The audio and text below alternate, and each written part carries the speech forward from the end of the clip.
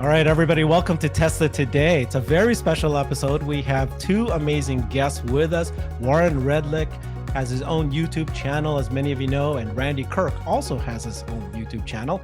Why they're special is because they are probably in the Tesla Twitter community, one of the folks that are called hyper bulls. They're really way out there. People think that they're out there. You see them, they're both nodding their heads saying, yeah, we love it and we know we're right and so forth. So I'm going to play the bear. I'm going to play the part of asking them what things that they're saying is probably too out there. Which ones do they have a lot of credence is more likely to be true?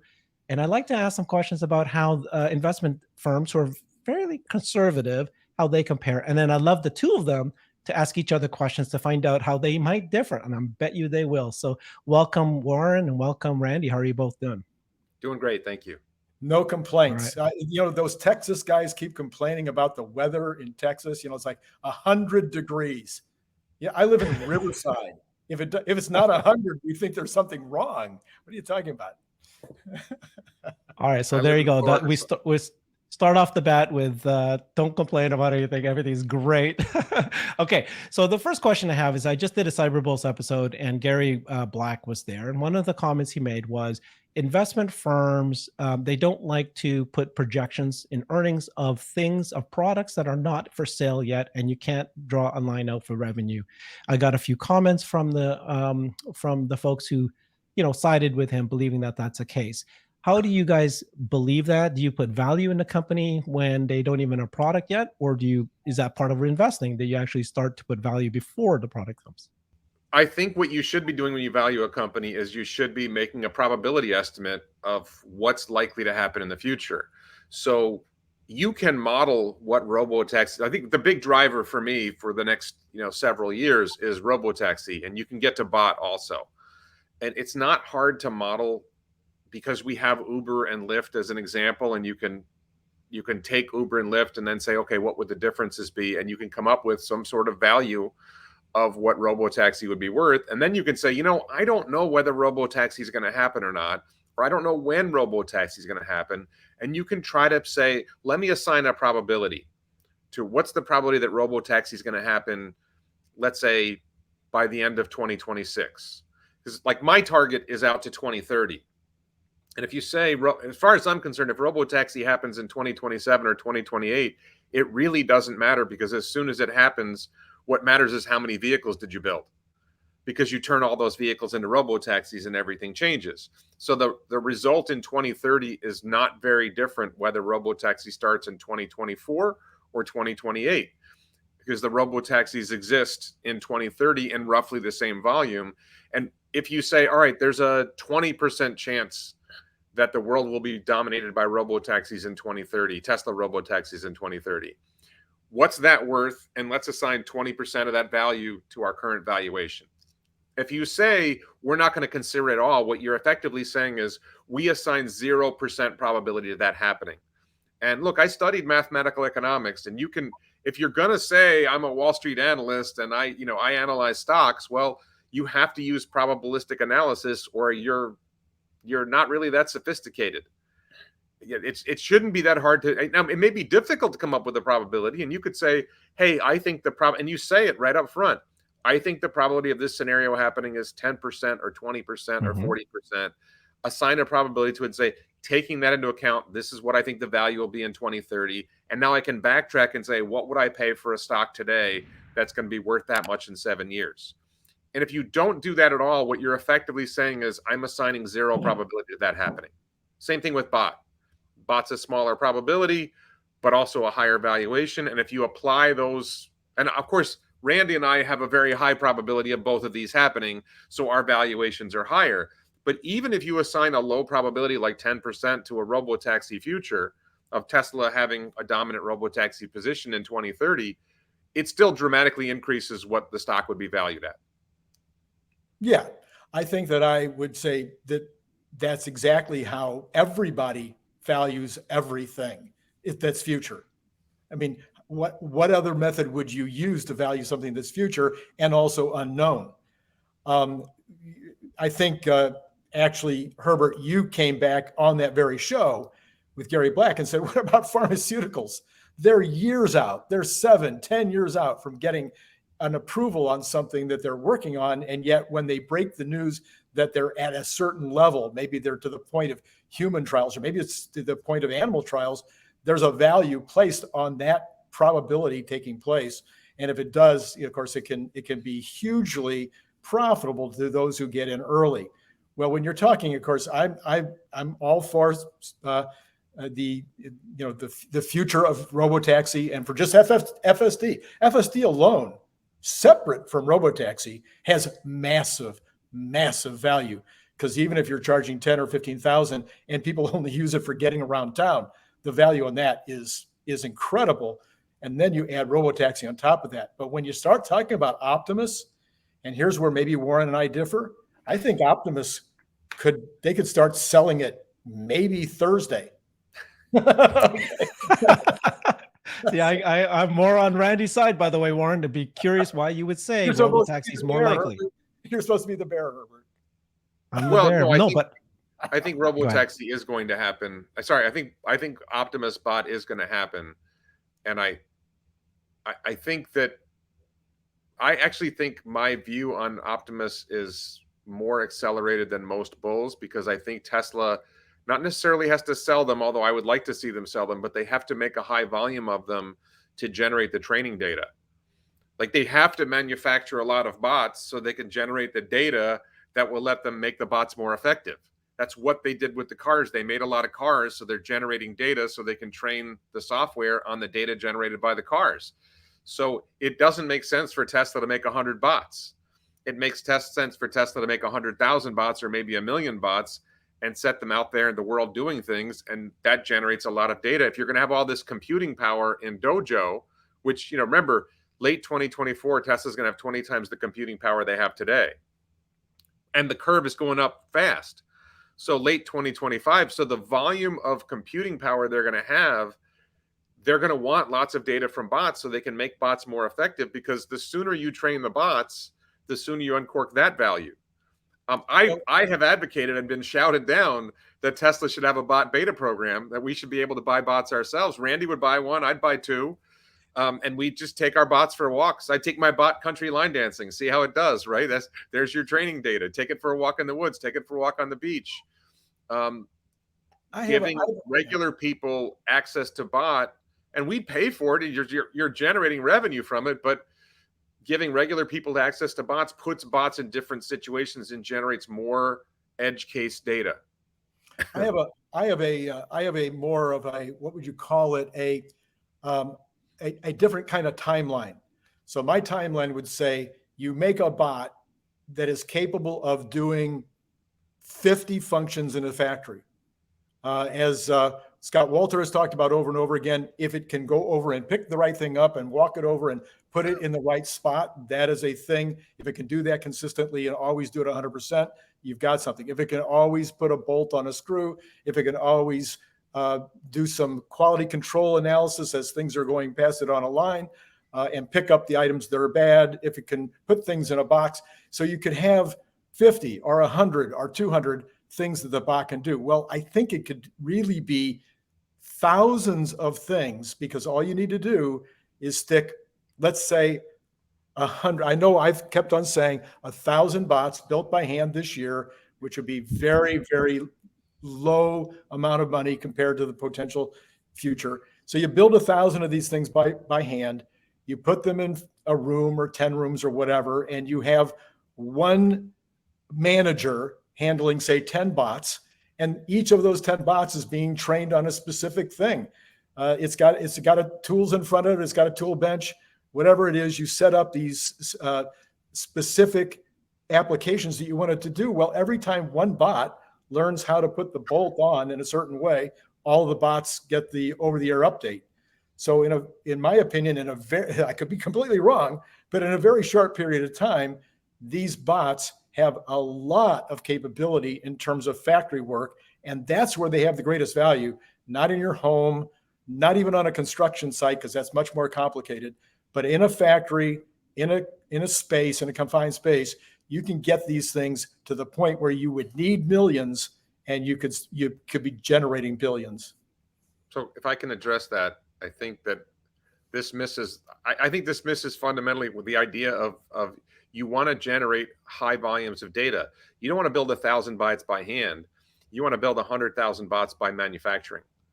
And now you've got a ridiculous amount of data. And the idea that you're going to have 10, you're going to train to do a task with 10 bots misses the point that you need a high volume of data and you need to confront a variety of circumstances. You know, what if it's extra cold in the factory that day? What if that fluorescent light bulb isn't working that day? You think that it's simple, but the bots have to experience and the cars have to experience a high variety of situations in order to train. And the goal is to make a general purpose bot, not a factory bot. The goal is to make a bot that can work and be useful in a variety of circumstances. So you're saying it wouldn't cost that much to make 1,000 bots by hand. It probably cost about the same to make 100,000 bots by manufacturing as it would to make 1,000 bots by hand. Make a high volume of bots. Some of the experts I've had on my show say the reason they don't want to make 100,000 yet is because they probably don't have they want to be able to iterate as they go along at a lower level for now. And I can understand that. But my point, I think, Warren, was that as you develop the bot, you can have it ready to do functions so that it is generating massive amounts of income, kind of like FSD. When FSD, it wasn't even FSD; it was autopilot. It was a good auto driver. You know, it had some functionality, and the functionality made it worth something.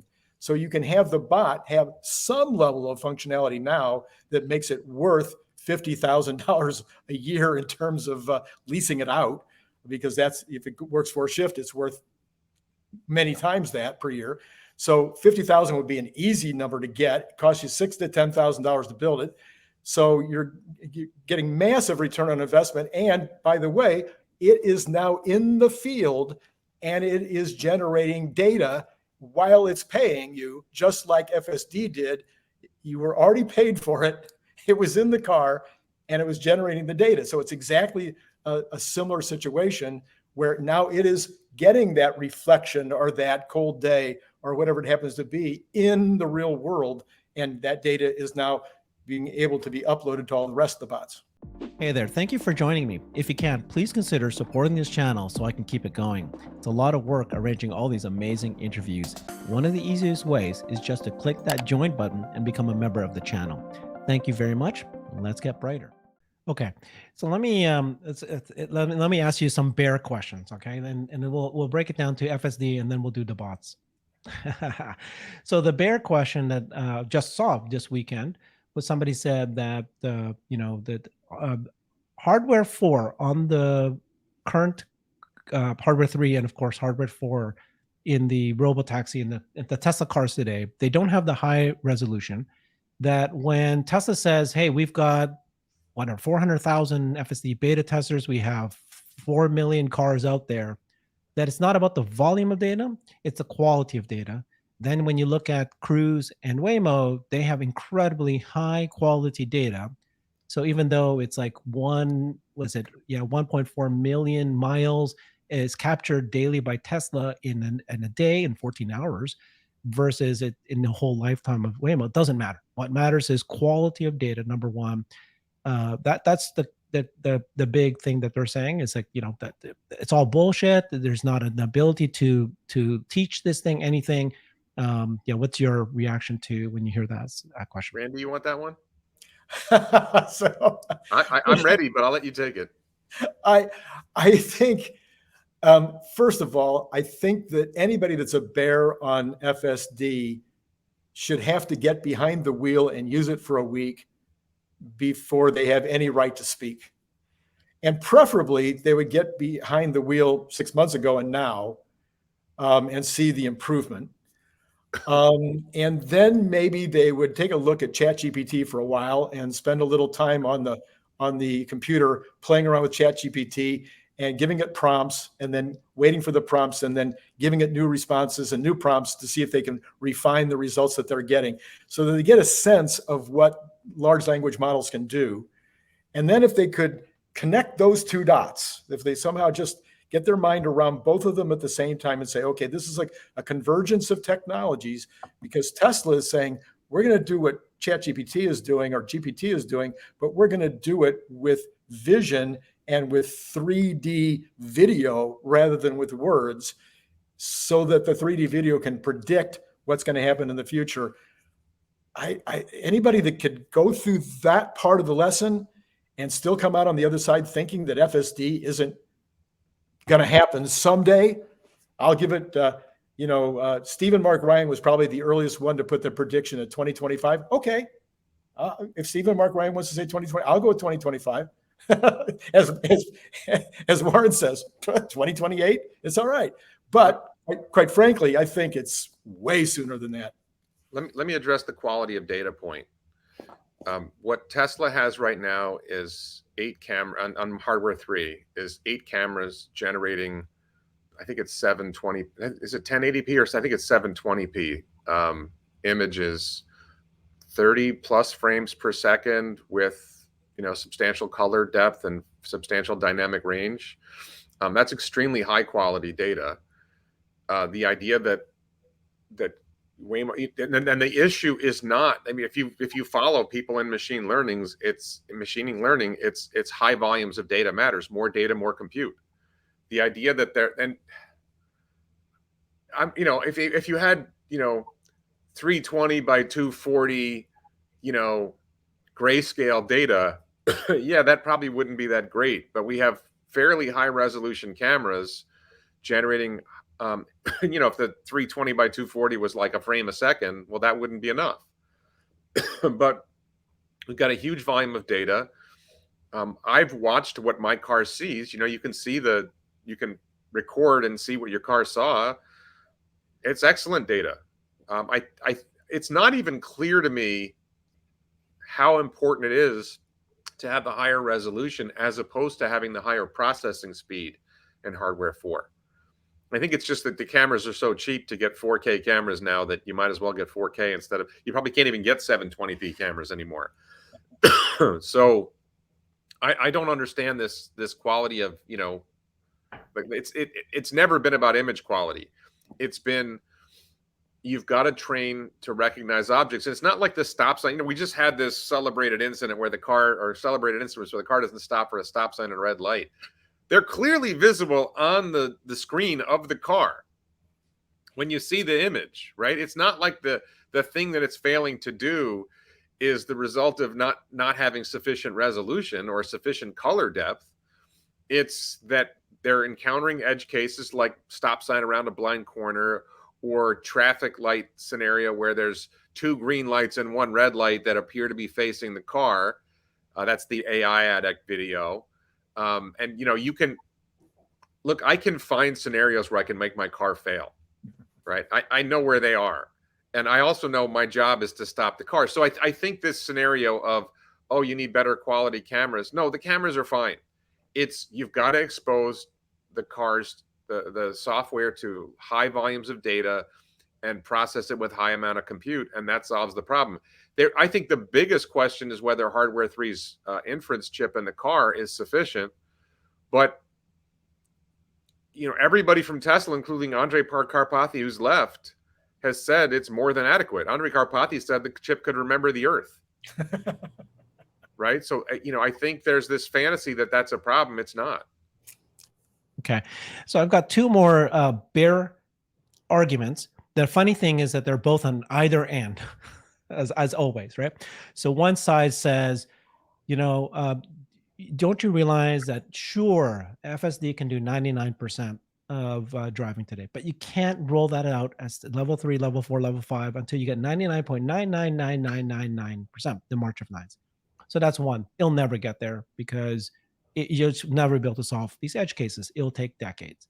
And the other side of it is Gary Black's position is, oh yeah, no, Tesla is doing very well with Tesla FSD. I see its improvement, but I see its software, and typically in past history, software is easily copied, fast followers come, and sure, I'll give it valuation, but actually I will discount the valuation significantly because there's going to be competitors and it'll just become a wash anyways. That was why I liked the interview with Tasha Keeney from ARK Invest, and she said her position is that there's going to be one, the first mover will win most, one to win most. So you can answer either though. You guys pick which one do you want to attack first, and I got to take the if you second think one. it's wrong. I got to take the second one. So think about this. It was this kind of combines the first and the second. Before SpaceX landed the first orbital rocket booster, everybody if they didn't say it was impossible to do it, they said it was impossible to do it in a cost-effective manner. It wouldn't be economically viable to do it that way. And of course, we've seen that SpaceX did that. Now, here's the other thing. SpaceX did something that was really hard. If you follow the Gary Black analysis, then a couple years later, the Chinese and United Launch Alliance and Arianespace in Europe, and there should be a bunch of competitors that are all landing orbital rocket boosters and driving, creating a competitive marketplace for launch. And instead, we have SpaceX in a dominant position in launch. And the first mover advantage is an excellent point. I would apply the same thing to Starlink. That what Tesla has done is they've built a fleet of basically 4 or 5 million cars now, 400,000 FSD beta cars generating FSD beta data, and 5 million cars generating Tesla Vision data, 4 or 5 million cars generating all that Tesla Vision data and growing. And nobody else has set up a fleet to generate the volume of data. Nobody else has set up the compute cluster that Tesla has set up to compute. I mean, Waymo has access to Google, right? So they have some compute ability. We don't know how much. Mobileye has access to Intel. We don't know how much compute they have, but Intel does not have the most advanced GPUs, right? They're behind NVIDIA by far. They're not. I don't think they're even number 2. I think AMD is number 2. And of course, Dojo is actually number 1 shortly. So nobody else has the compute. Nobody else has the data. So Tesla solves FSD. Let's say it's the end of 2024. They're level 5 or whatever you want to call it, and they start running their robotaxi network. Who's number 2? Where is this number 2 coming from? How did they? If the solution is to generate high volumes of data and train on large amounts of computing power, who else has the data and who else has the computing power? And who else has had a team of engineers working on neural net models to take advantage of all this? Waymo and I don't think Cruise is really in the conversation. Waymo certainly has Google's backing, and they've been working on it for a long time, but they haven't advanced. Like, why haven't Waymo and Cruise advanced beyond tight spaces? They've been stuck in their HD map areas, and we just saw, I think it was Waymo or Cruise getting fooled by cone on the hood, right? Why are all these things happening? If Waymo's had a lot of time. I don't know when they started in Chandler, Arizona, but I think I was there 2 years ago when they were running trial, and I think they'd been doing it for a while before that. Why haven't they expanded to all of Arizona? The answer is because it doesn't scale. They're not generating enough data. They don't have enough compute. They're not exposing it to enough different environments. So they can't really expand beyond a very limited trial. And that's the other problem, the other advantage that Tesla has in the robotaxi world. Tesla can deliver rides.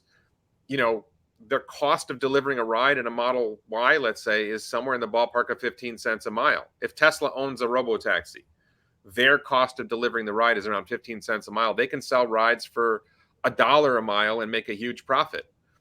Waymo charges $2 a mile and loses money. Right? And Cruise, they're losing money at much higher prices where Tesla can make money. So you have 3 pieces. You have data, you have computing power, and you have low cost to deliver the service. Who else can do any of the 3? Nobody. And I'll ask you, let me ask you, Herbert, is there someone who does Gary think is number 2? No, I don't know. He thinks the Chinese car companies and others, but they'll copy it. And so of course I'm on board with you. I always say the same thing, which is you have to agree or don't disagree to this thing. Elon has said, right? In order to create robotaxi, you need 3 things. You need a supercomputer, you need neural networks, and you need billions of miles. Now, in order to get neural nets, that means that you need the staff and all that, the proper, the top level machine learning experts out there. You don't have those 3, you can't do this. Now, some people think you don't need all those 3. The one thing that had paused me for concern is, do you need the billions of miles? Because can't you just take YouTube videos? And everybody kept saying, no, you can't do that. Well, the most recent Ashok video said that we now can take YouTube videos. Any video that you can take that's out there, they can now reconstruct it as a 3D reconstruction, and then they can do simulations on it. If you can do simulations and you can do videos from YouTube, you might not need. You still need a supercomputer, but you still need neural networks, but you might not need the billions of miles to train your system. So that's the part that had paused me for concern. Let me just give a different issue. The different issue is somebody comes up with a better way. That could happen, but we haven't seen a hint of it. Randy, I'm sorry. Yeah, no, I was just going to say, I just can't help but think of Sears. See, I think of Sears Roebuck, who was the behemoth, 30 years ago. When I was growing up, I'm sure even when you guys were growing up, you're so much younger than me, but Sears was still a big deal. And they watched the internet age unfolding and they did nothing. And I'm sitting here looking at these 30 other major car companies out there that have massive capabilities, massive funding, can raise more money if they need it. Not one of them has even followed Tesla to the point of starting to put the cameras in every single car so that if they wanted to do this, the cars are outfitted and ready to go. Not one of them has started to create massive amounts of data. You would think that they would at least want to be getting on the road towards this, even if they're going to buy the chip eventually from Tesla. They still need to start putting the cameras in the cars now. They're not making this small investment to even do that. It's like, it blows my mind. Yeah, just on that, it's not that small of an investment because you need the cameras in the cars, you need the chip in the car to process the data, you need a variety of computer hardware in the car to process all that data. You also need a supercomputer or data center in your home office to upload the data. You need cell phone connections or Wi-Fi connections. They can't do over-the-air updates. How are they going to do over-the-air, uploads and downloads from the cars? There's a lot. It's a lot more of an investment than that. But Tesla made that decision, I don't know, not 10 years ago, but close to 10 years ago, to generate all this data and build all this infrastructure for it. Same thing with a supercharger network, right? Tesla decided a long time ago to build a supercharger network. And I agree with Randy 100%. If you're Ford, if you're Volkswagen, if you're Toyota, you should have seen this coming 4 or 5 years ago and started at least building, putting the cameras in the cars, because the cost of the cameras in the cars, it's $100 a car, right? Maybe it's $200 a car. But they would have to make a significant investment. It would cut into their margins, because if it costs them, let's say $500 a car to put everything in they need to put in, and then they need the data center at the home office, they don't have, and Jim Farley talked about this, the car companies aren't software companies. They don't have the resources to put all this together. And, I think the wild card might be Mobileye. We don't know exactly what Mobileye has, what Mobileye's doing. Some people believe in Mobileye. I think, Xpeng, some Chinese company, might be a wild card. But I haven't seen anybody building that level of infrastructure, having the over-the-air uploads from the cars, the updates downloaded to the cars, the supercomputer cluster, Tesla has custom chip in the car. Nobody else came up with a custom chip in the car. So they're so far behind. And that's the first mover advantage that you talked about, Herbert, is Tesla made this investment and they spent billions probably getting all this together and building up this data set. So suppose you were a company now that said, you know what, I see it, we're going to make a similar investment. So you're going to invest $10 billion over the next 5 years so you can be number two.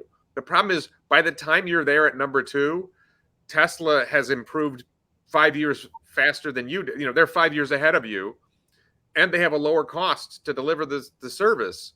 So what exactly are you getting? You're spending all this investment and you're getting minimal profits. The same thing with Starlink. SpaceX is launching the Starlink network. If you're going to be the number two internet network in space, your launch costs are higher, your operational costs are higher, your quality of service is probably lower, and you're going to have to charge, if you charge the same amount of money, you're not making as much profit. Are you making back your return on investment? It's a huge challenge for anybody to do any of this. Okay, yeah, I got a couple points here. So I totally agree that no one's going to catch up. Just to be clear, that's my position. However, this is probably the most critical point for a Tesla investor, because if another company gets full self-driving robotaxi, and at the same time Tesla's approach fails, then everything Tesla's ever built, the electric vehicle, will go away. That's gone, zero. That's what Elon's been saying this over and over. That's why it's critical for us as Tesla investors to keep an eye on this and make sure that it's not true. Okay. Can you second thing, deliver a little more for this scenario? Are they delivering robotaxi where they can sell rides for $1 a mile, or are they just building a Right. robotaxi that works? But if any car that can do robotaxi, but your car doesn't, your car won't sell anymore and their car will. That's what Not if- Elon's not been if your saying cost- over and over. Not if your cost of operating a robotaxi is like $2 a mile. Yeah, but the idea that robotaxi is already built in a savings because you don't need a person there anymore, and the cost of the human driving is the most expensive. Herbert, wait, no. How fast is the rollout? Are they rolling out 100,000 the first year and 200,000? Doesn't matter. Like I said, if Tesla's approach fails, but somebody else comes up with it, and so, Elon's already said this a million times. Okay, whoever comes up with robotaxi, all the other car companies, you're out. Okay. No. That's not what's being said. You can't. No, come on. That makes no logical sense. That's what Elon's saying. What do you mean? Okay, wait a minute. Wait a minute. Yeah. You have. I forget how many cars on the road. 2 trillion. How many cars are on the road? 2 billion. 2 billion cars on the road, right? So you got 2 billion cars on the road, and let's say your robotaxi company comes out and they make 100,000 of these the first year. You haven't disrupted the market yet. You haven't disrupted anything yet. Now, let's say they come up with 1 million the second year. You're not even close to disrupting the market. Now, if you're Tesla and next year, 12 months from now, you come out and you say, we've got robotaxi, and you've got 6 million cars that you can immediately turn on, and you're going to make another 2 million the next year. Well, now you can probably disrupt some markets. You may not disrupt the world market. It'll be slower. But nobody will buy new cars if they're not robotaxi capable. Okay. Eventually. So that's step one. Step two is not the first year, not the second year, not even with Tesla. It requires FSD, Tesla's FSD, to fail. It has to require that to fail. But now on the other side, if Tesla's FSD wins, is there a second player? And I'm a big believer in what you just said, which is the first mover will actually win most of the market because they have so many robotaxis out there that they'll be able to reduce the price cut. They'll be able to have lower price costs and so forth, and nobody will then be able to catch up. It's just one of those things where the network matters. So the second must be a fast follower. The thing about the fast follower thing is that what's different about Tesla is they're offering their FSD as licensable, versus Apple never did that. They were closed garden. They wouldn't share that. If they did that, there may not have been a Samsung Android alternative. The Android may not have survived. But because they kept close, there was an opportunity for them to do that. So in this case, if Tesla's works, they're not only going to win their market, they're probably not going to allow a second fast follower. But anyways, that's obviously if I came into that marketplace and I really wanted to survive and I had a solution, then I would do a niche. I forget the guy's brand. Is it Comma that has the one Comma AI? Mm-hmm. So I would take maybe the Comma approach, which is I've got a solution you can install in an existing car. Okay, and so now it's something that I can mass produce fairly quickly and send out there that I might be able to get that second position. And I think, while Comma says he thinks he can win and be number one, I think he'd be thrilled if he was number two. So, but yeah, you need to find a different niche. Maybe I take the niche of some kind of a farm truck, farm equipment, where there's a large number of them, but it's a completely different environment that they're working in. But I wouldn't want to go straight up against them. That's usually going to be foolhardy. Yeah. I think the other thing to keep in mind is let's leave out Ford and Volkswagen and Toyota and say it's not them. And let's say it's some startup that comes up with a solution, something like George Hotz's company that comes up with a solution to this. And I feel the same way, by the way, about if somebody came up with solid state batteries. As soon as it happens, as soon as it becomes apparent and Tesla becomes aware of it, Tesla buys them. Tesla outbids everybody else for it, right? They basically hire the talent and they incorporate what they're doing into what Tesla's doing. And Tesla's going to be able to outbid everybody for it. And Tesla's the company that will be most likely able to adapt whatever the software and hardware approach is into Tesla's cars, because Tesla is actually good at computer hardware and software, where Ford, it would take them 6 years to figure out how to implement this. Yeah. Yeah. So be very clear. I have no doubt in my mind that Tesla is going to win this game. There's no one nearby. You need all these things. And I'm just bringing up the bear cases. Okay. Can I just address one other thing though, Herbert? You said, they're never going to solve it. One of the criticisms is it's not going to happen. And I can't say 100% that that's wrong. All I can say is I've been using ChatGPT a lot. I subscribe to ChatGPT. I use GPT-4. I don't think anyone saw it coming, or almost no one saw it coming. And I'm not saying I think it has limitations, but I will say, like, my experience with it, it's really, really good. And I had no expectation there was going to be anything like this anytime soon. And what we see with these machine learning solutions is they just surprise you and they come up really fast. And we know that FSD is improving fast. We know that it's improved a lot. I started driving FSD about 2 years ago. Dramatic improvement from where it was 2 years ago. So you take that and you say, okay, and what we know is A, we're getting more data, and B, we're getting a crazy additional amount of computing power coming online, like now, starting now, because they're going into production on Dojo now. And when you put that together, it seems likely we're going to see, I think what we're going to see is larger improvement. Each step is going to be a larger improvement, and they're going to happen quicker. So you're going to get double the improvement in half the time. And I'm making that up. It may be even more dramatic than that. It may be that they just say, because they've talked about having the additional computing power allows them to train larger neural nets. And I think that's something that they're waiting for, is to be able to have a larger neural net that takes in everything. So we can't know what it takes to get over the hump, but it seems like, just my own personal experience, like it used to not do roundabouts. Now people complain it doesn't do roundabouts as well as I would like, or it only does roundabouts correctly 75% of the time, as opposed to not doing them at all. It wasn't even aware of speed bumps. Now I'd like it to slow down a little more for the speed bumps, is my complaint.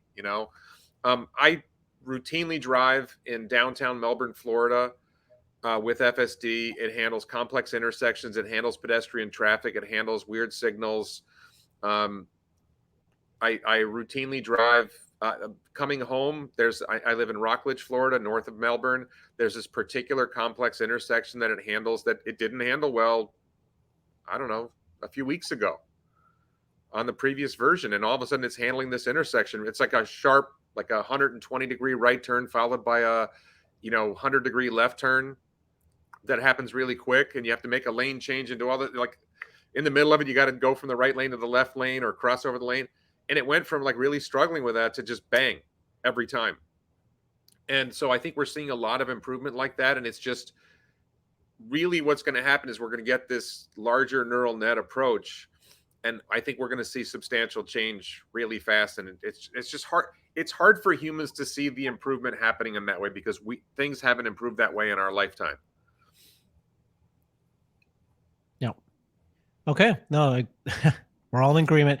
So I think the part that people, when they listen to you two, right, we call you guys hyper bulls or uber bulls. Both of you, I don't know who else might be at that level of just, you're talking $6,000 price target, $10,000 stock price.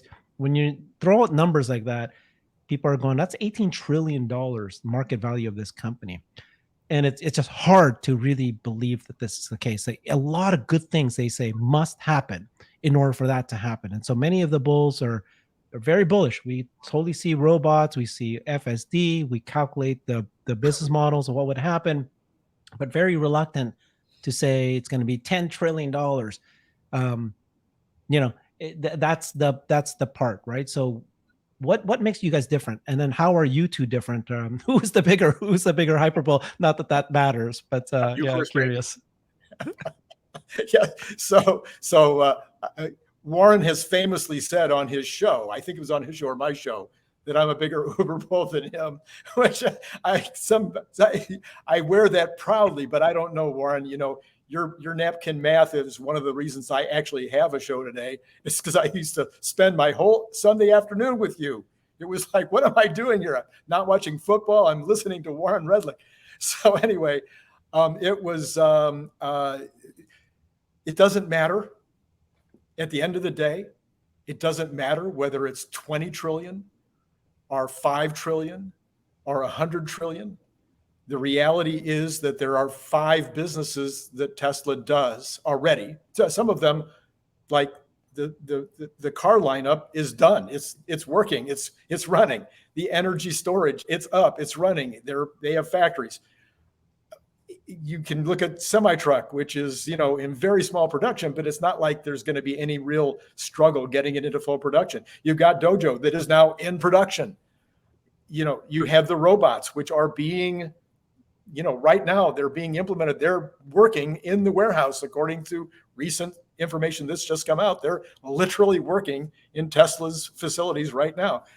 These are not the FSD. I mean, any one of those things that we just listed is potentially as big as Apple. Any one of them is potentially as big as Apple in profits. The hardest to get would be the CyberTruck, but the CyberTruck, there's a 4 million per year unit business out there that Tesla can pick up probably as much as they want of it. And so you could be talking about more than $100 million a year in profit, which is where Apple is today. So pick your poison, pick one of the 5, and one of those could be as big as Apple.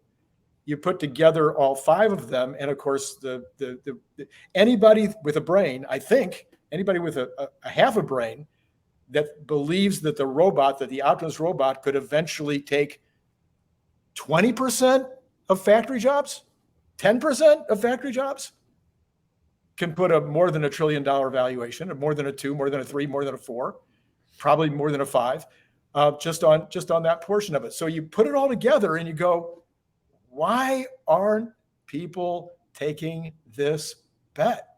What is holding them back? What is it about this particular? Somebody's calling you right now, telling you the answer. Yeah, they're saying, Randy, I want to make the bet. The opposite. This is why. Okay, no, just kidding. That was Gary Black calling. Gary's a bull, Ward. Gary's a bull, all right? Right here, I think spam. I think Randy and I are more bullish or less bullish depending on the topic. So I think semi is important. I don't think semi becomes more profitable than Apple, right? At the same time, I think Randy's description of bot working in factories massively underestimates the potential for bot. So I think, but I want to come back to your question, Herbert. Like, I honestly, like my latest, I can model Tesla to $100 trillion market cap without breathing hard. And people say, well, that's not possible because US GDP is X. So that's one of the common things I hear. Well, US GDP is only this much. How could Tesla's market cap possibly be that high? So there's a bunch of mistakes in that thinking. First of all, it's not for, I'm sure Randy agrees with me. I think you agree with me, Herbert. We believe in first principles thinking. And it doesn't work that way as not first principles thinking. You've got to build from the ground up and say, okay, how would this work if this is to happen? So the biggest thing is, let's suppose robotaxi happens and bot happens. What they do, robotaxi dramatically lowers the cost of transportation, increases the safety of transportation, increases the convenience of transportation, and that is an accelerator to the entire global economy. Bot dramatically lowers the cost of producing goods and services, and that is an accelerator to the global economy. So if those happen, then GDP rises dramatically. And that's the people who say that see the world as there's this whole thing about whether you see the world as a static pie and we're fighting over who gets what share of the pie, instead of recognizing that capital investment and technological improvement increase the pie. Communists hate capitalism because they believe in a fixed pie, and they don't see that investing in capital expands the pie, even though we have hundreds of years of evidence, at least 200 years of evidence, that when you invest capital, you grow the economy. And when you have technological improvement, you're like accelerating the growth of the economy. So Warren, can I just parentheses right there? So if you have I can't tell you how many products in my lifetime where the product was great and there was a use case and there was people that would have loved to have had it, but it was too expensive to make because of labor. All of a sudden you put a robot on that same product And now it makes it for basically the cost of the raw materials. And all of a sudden it's a saleable product. So you inject new products, new services, new opportunities, things that couldn't be done before. And you also make them available to a larger TAM because you lower the cost of the product. And now you have a larger TAM. A lot of people don't understand how this wealth gets built, but those are two of the main ways. Is you lower the cost, it makes it available at all. You lower the cost, it makes it available to a much larger TAM. Yeah, I mean, look at the gigapress. You build a gigapress and it lowers the cost of manufacturing a Model Y, right? You build 2 gigapresses and you do structural pack, and then you build your own battery manufacturing and you come up with a more efficient way to make batteries, and you just keep driving down the cost of producing the cars. Then you can bring down the price of cars and you can produce more cars. So robotaxi, you think about a lot of business, we go places. I have to go to this customer, I have to go to this vendor. There's all these steps along the way of producing something where you've got to travel somewhere. If you're lowering the cost of transportation, you're lowering the cost of producing goods and services. If I see bot a little differently than Randy, but I see bot as increasing the productivity of labor. Bot is a capital investment. Any capital investment, building a gigapress makes the workers who are building Model Y more productive. They're able to produce more Model Ys. If you bring in a bot, the workers are able to produce more by having the bot do the tasks they don't want to do the tasks that are repetitive and dangerous, and so on and so forth. And it frees up human workers to do higher value added work, which is the history of all capital investment. Is you have an ATM come in and you say, oh, it's going to destroy all the teller jobs. And what ends up happening? Teller jobs double because you lowered the cost of providing banking services. So the banks open more branches. And then you said, hey, we can have the tellers do higher value added services. So the tellers are actually generating more value rather than less. And you end up with double the number of tellers you had before. I'm going to say it. It's socialist communist thinking that it's that fixed pie. They just believe there's a fixed pie and we're fighting over the pie. And Elon's taken too much of the pie, not recognizing that Elon grew the pie. Zuckerberg grew the pie. Bill Gates, I don't even like Bill Gates or Zuckerberg, but they grew the pie. They made the pie bigger. So they don't accept that these entrepreneurs who get invested capital and turn it into higher productivity are growing. They can't conceive of the growing pie, because I think it's sort of like human evolution. The pie didn't grow for the first million, until the last 200 years, the pie didn't really grow. Right. So they're stuck in the thinking from, more than 200 years ago when Karl Marx was writing. I don't know if Marx is that far back. Marx was stuck in the thinking from 100 years before him, whatever.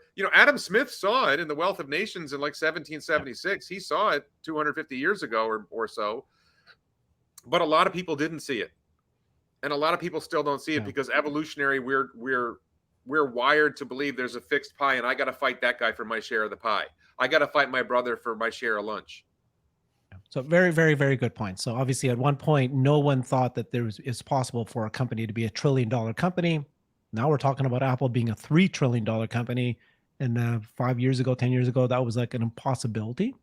So I love your answer. So talking about pies, Warren, what is pie in the sky and what isn't pie in the sky, right? So you both said if robotaxi, if bot.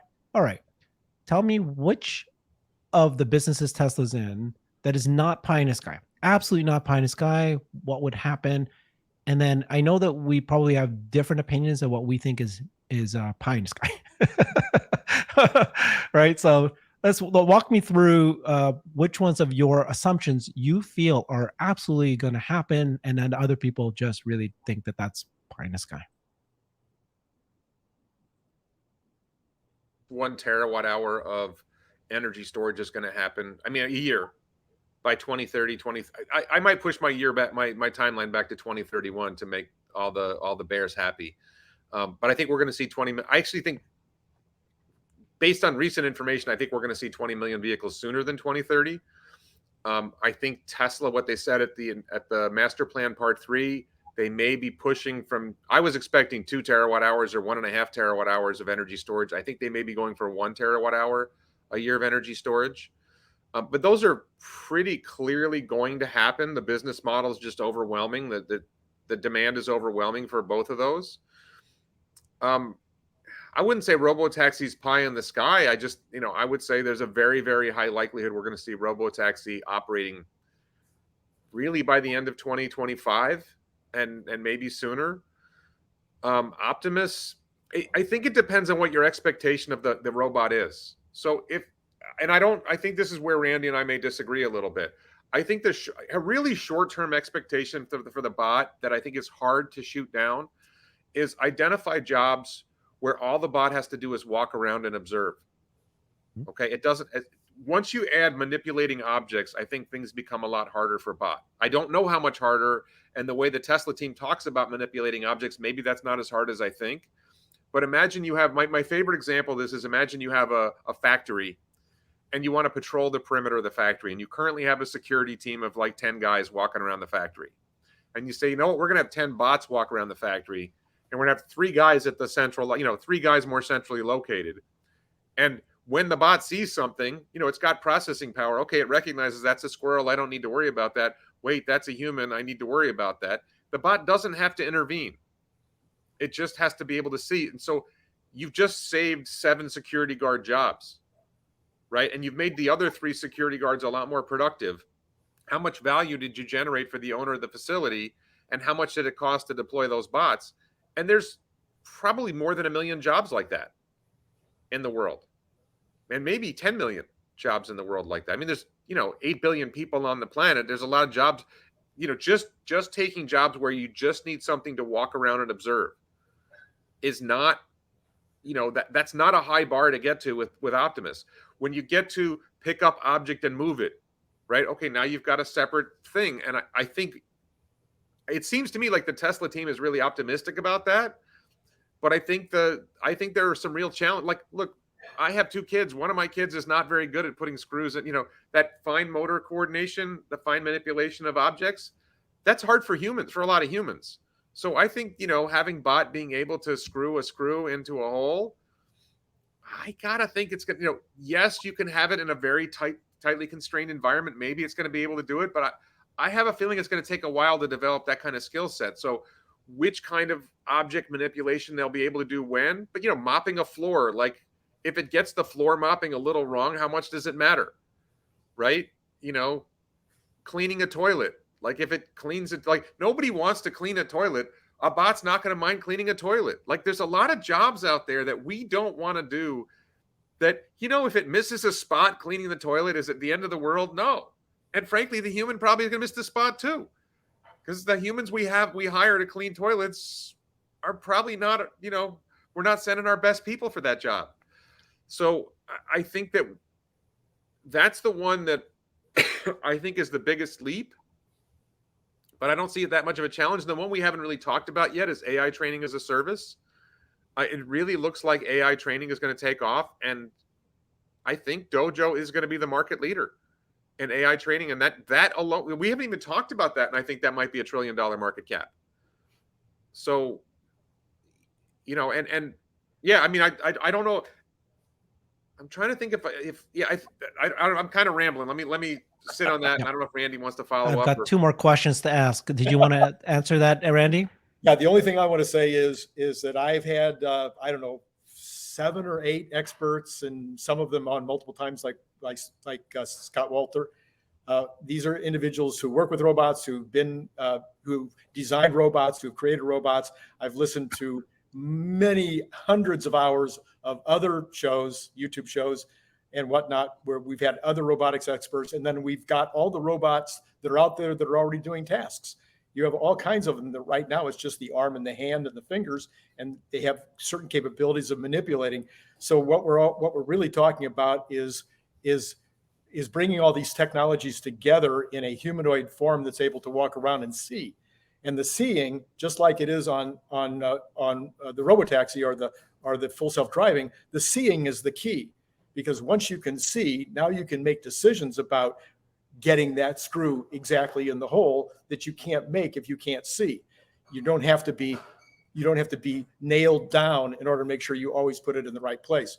So this is the convergence of technologies, the capability to do the deep learning, the capability to use the existing robotics that are already out there, and then being able to put it together with vision and being able to see in 3D, being able to see the world, that combination, as a factory owner, as somebody who immediately saw the robot, and the minute I saw the robot, I said, I want one of those for my factory. It didn't take me 2 seconds to think about it. In fact, I want more than one.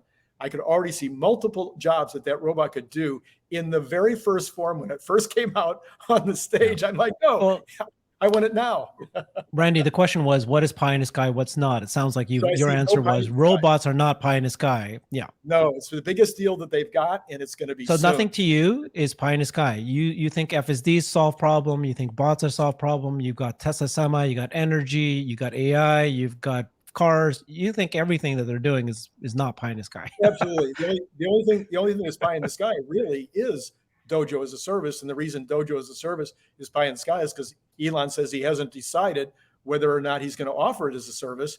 And yet there was the body language when he said that the last time was kind of gave away that he certainly wants to make it a service. Whether he decides to is another story. Yeah, I just want to say the thing about FSD being a solved problem, it's not just us saying it, or Andre Karpathy said it, George Hott said it. There's another one. Jim Keller has said it. You know, it's a problem that will be solved. It's just a matter of ramping up the data, ramping up the compute. It's not solved yet, but the path to solving it is understood. And Jim Keller's been saying it, and Karpathy's been saying it, and Elon's been saying it, and Ashok's been saying it, and people both inside and outside Tesla have been saying it for a while. And it's not, it takes time to solve these problems because you need to generate the data and you need the computing power, and they're addressing that. So yeah, I don't think anything that Tesla has talked about is pie in the sky. I think it might be interesting to say, what do they have in the skunk works at Tesla that they think is pie in the sky that they're working on? Yeah, exactly. And I want to say one other thing. I just want to say one other thing that I think people struggle with. The world changes fast, and it's changing faster and faster and faster. So I have this thing called an iPhone, right? and in 2002, I was working for a judge in a rural county, and I think it was a handspring Treo or a Palm Treo. And everybody thought, oh, there's Warren with his little toy. And they all thought it was silly that I was walking around with my phone and looking at my phone occasionally. I'll bet you they're all walking around with an iPhone or an Android phone right now, staring at it, 50% of the time. If you go back to 2007, 2008, no one saw where we are today with the phones. No one saw how much we would be using Google search before Google search took off. Even when you had Alta Vista and you had Yahoo search, nobody saw how much Google search would come to dominate life. Nobody saw social media going where it's gone. Nobody saw the careers that would be created: social media marketing, social media optimization, search engine optimization. The future is very, very bright. There's a lot of amazing positive changes coming. Our world is going to be very different in 10 years from now than it was 10 years ago.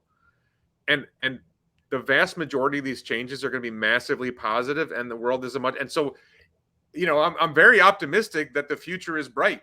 Like I'm flying to Japan in August, and it's going to take like 14 hours to get there from New York. And in 10 years, I'll be able to do that trip in a half hour on Starship.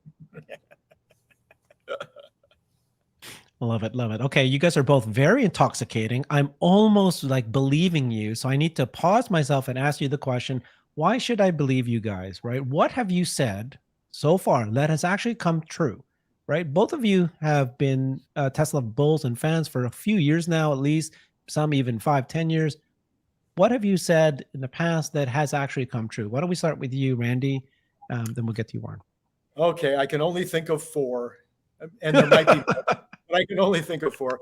So in the Elon Musk mission, we were by far the first to start talking about energy storage as a business. When my channel broke in December, one of the first stories that I did was on the energy storage on the mega packs. Yes, other people eventually started doing original reporting, which we appreciated, and it was great that they did that. But I was definitely the first on that. I was definitely the first one that said that there would be 1,000 robots in the factories this year. It may not be 1,000, it may only be 100, it may only be 50, but nobody believed it when I said that there would be robots working in the factory this year.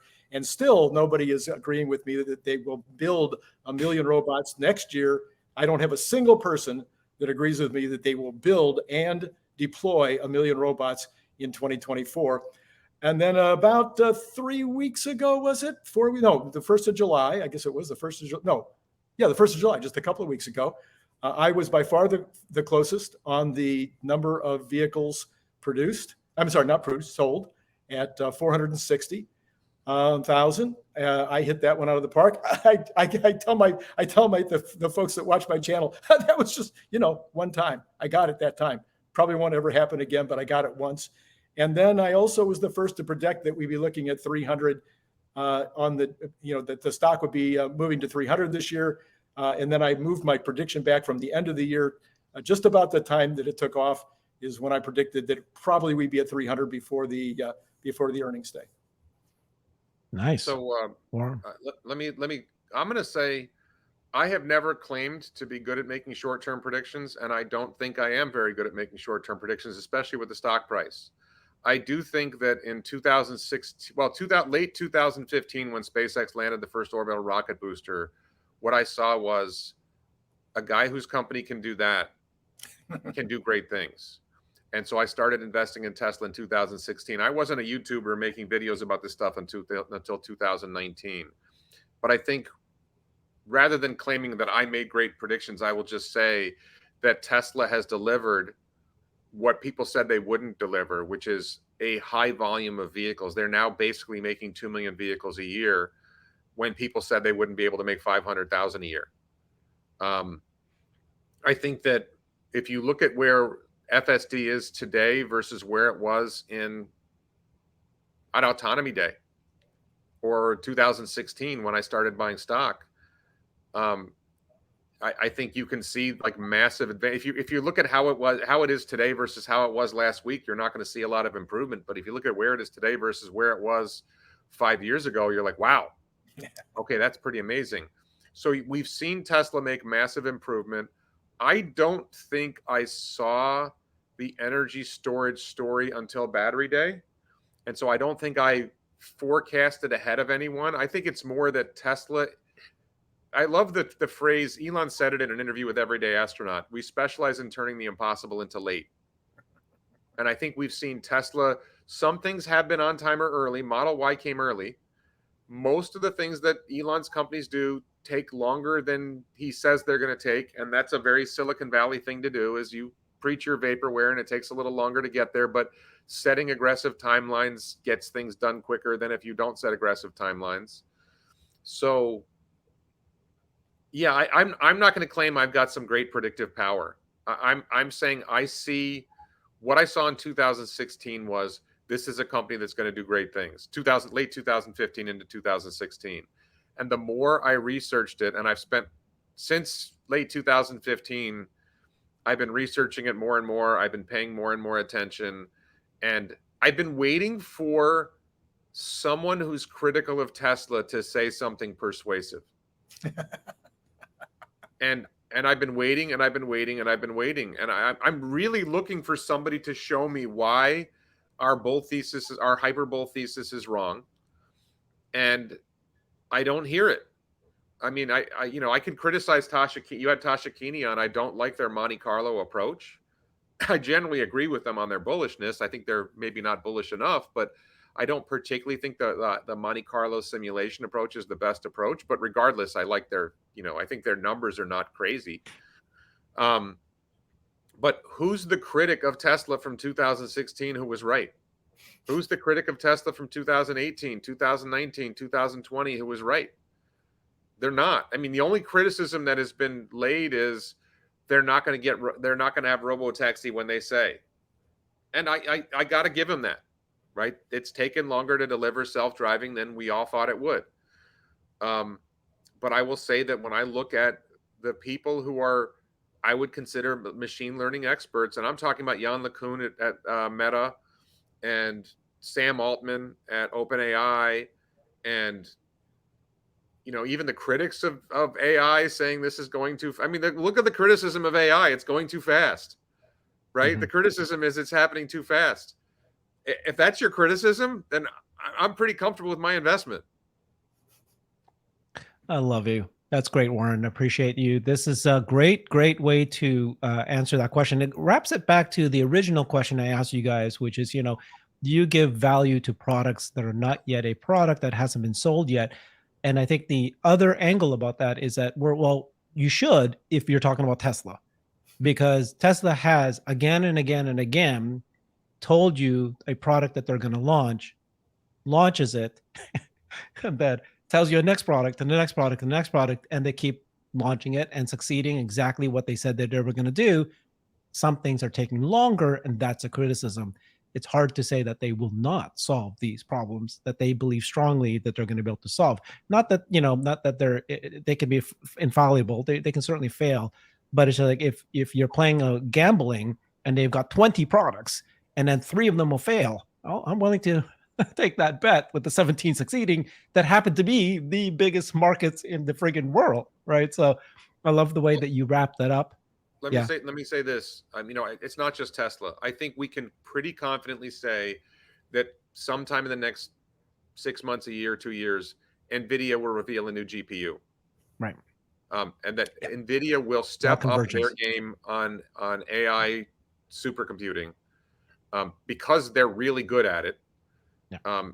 And because we've seen that chip companies and hardware companies generally improve their hardware over time. So I think we're going to see NVIDIA improve. I think we're going to see AMD improve. It'll be interesting to see if AMD improves enough to be competitive. So I think there are spaces where we can see others doing great things. I actually, by the way, I just want to recommend, there's a podcast called Pathfinder, who just interviewed Jim Cantrell and Tom Mueller from SpaceX, former SpaceX employees who have startups. I think the startup community and space is something a lot of us are not, a lot of people are not, a lot of Tesla fans are not paying attention to.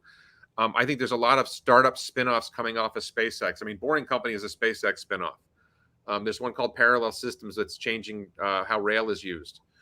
Tom Mueller has a startup that's designed to move satellites to higher orbits or move satellites around in their orbits. There's a lot of innovation that's coming in space as Starship is going to lower the cost of accessing space. So I think there's a lot of really cool stuff that's happening outside of Tesla. And we get so focused on Tesla that we miss other. And I'm like wondering, like, there's all these people raving about Palantir, and I just never got it. Like, I'm excited. That's another thing I said. I'm waiting for the bears to tell me like something that's persuasive about why Tesla's not going to succeed. I'm waiting for somebody else to show me a company that's innovating, and I think they're out there, but I don't see them yet. And I would love to know what other big innovations are coming. Okay.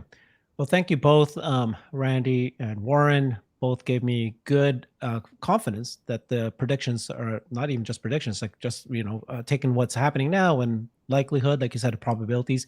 So I think your estimates for the future are going to be dead on. But Warren, I'm going to give you a chance to retract your forecast for the Tesla Model 3 revised Highland, which is coming up this month.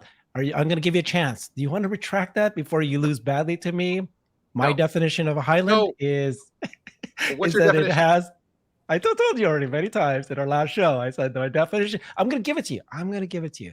The definition is that it has to have a gigacasting.